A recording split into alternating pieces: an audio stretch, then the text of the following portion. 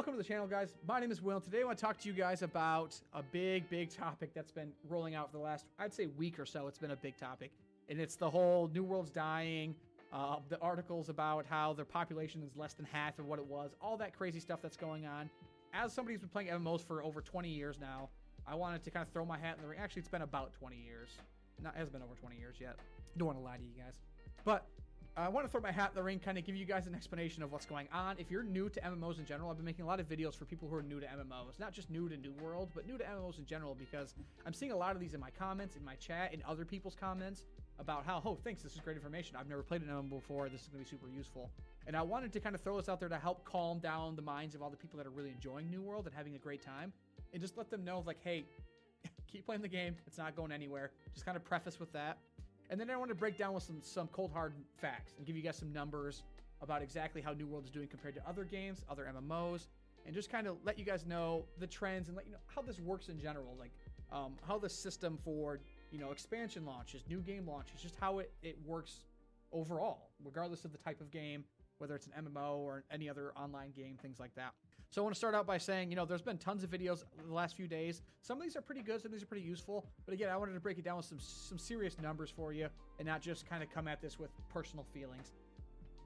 I want to start by prefacing that I am way more of a Final Fantasy XIV fan than I am a New World fan. I like RuneScape more than New World. So like it's currently like my number 3 MMO on the list of MMOs, so I'm not like a fanboy over New World by any means. I am having a lot of fun. I'm enjoying it quite a bit. It's a great bit of new content. There's a couple hundred hours of gameplay easily for anybody who's interested in playing it.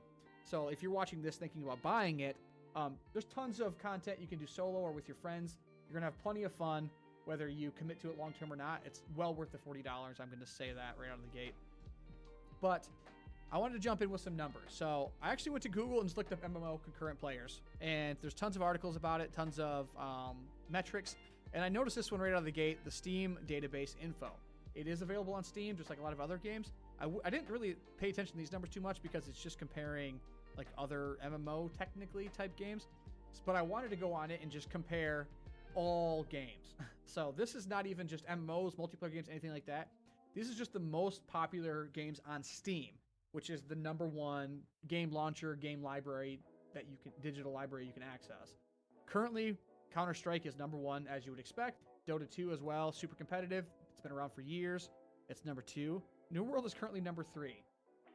Apex number 4. So some of these are kind of weird because not all of these are available only on Steam, and so the numbers are kind of skewed a bit.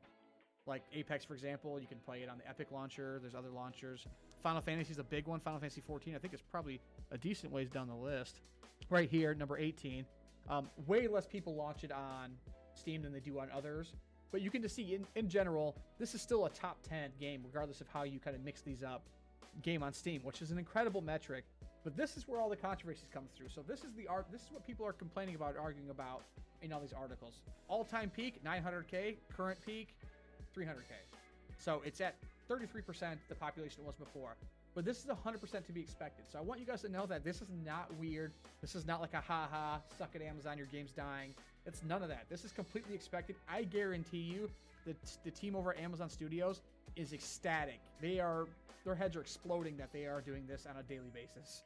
This is a big deal. This is a huge number for them. It's very good for them. So I'm very happy for those people.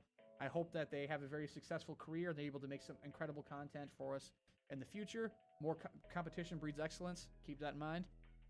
But I have a couple articles here, too, that kind of break it down, just to kind of show you exactly what's going on.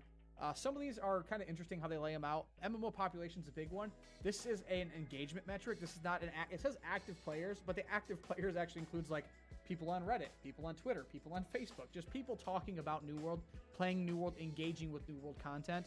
That's what this metric is. So take this with a grain of salt. But again, when we're scaling them based off each other, they should still be relative. They should still be somewhat equatable because it's overall engagement for each of these.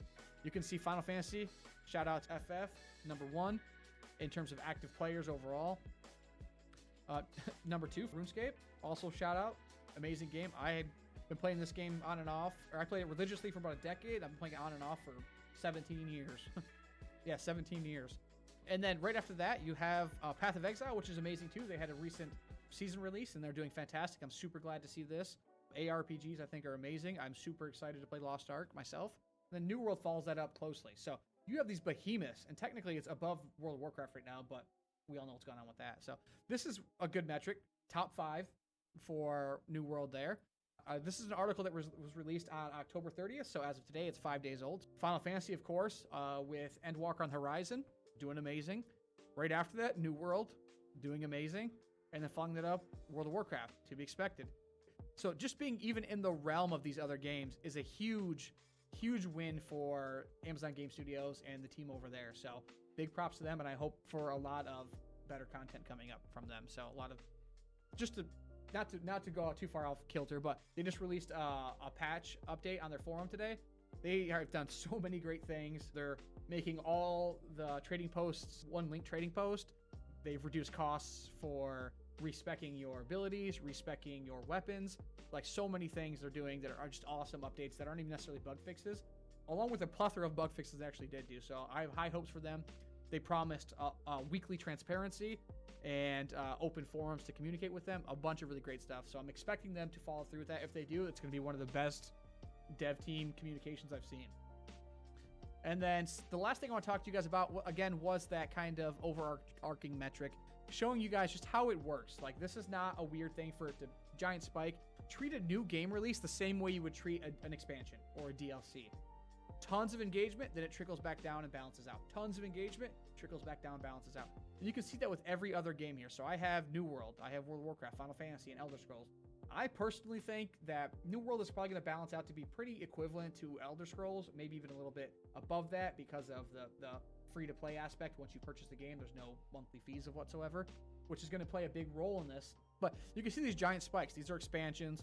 Expansion trickles down over a couple months. Expansion trickles down over a couple months. That's how it works in general, regardless of the game. So you have World of Warcraft is red, Final Fantasy is yellow, Elder Scrolls is green. You see these giant spikes and trickle, spikes and trickle, spikes and trickle. That's just how it works. And again, treat New World's release just the same way you would treat the launch of any other games. And no, this little black spot up here in the corner is not my monitor. It's my stupid green screen. I've been having a pain in the butt with it the last couple of days, so I apologize for the little blackness that's appearing. That's not my screen. But it's just how it works. It's how the engagement works. People see something really cool, new content, super excited, and then it balances out. So again, all you new players, everything that's happening right now is 100% to be expected. Again, I guarantee you the Amazon Game Studios is ecstatic with their concurrent player base over the last 6 weeks. But that's pretty much it. That's in general how it all works. And I just want you guys to know kind of my take on whether you should play it at all. I would say there's easily 200 hours worth of content out of New World. $40 for 200 hours worth of gameplay is amazing. Get a couple friends to play with you, and you're going to have an amazing time. You might find yourself playing it for far more than 200 hours, but that's the whole video, guys. I want to stop there. I don't want to try to keep it under 10 minutes here. I've shot this a couple times, and I've rambled on, but if you guys are interested in the content, I'm going to be posting a lot more stuff like this. I like these kind of hot take videos that are just kind of opinion-based a little bit compared to my normal, like, explained videos. A lot of Final Fantasy XIV content coming up. Expect to see some videos with Endwalker launching and some gameplay on my live streams here on YouTube. And I'll catch you guys in the next video. Peace. Comment, like, subscribe.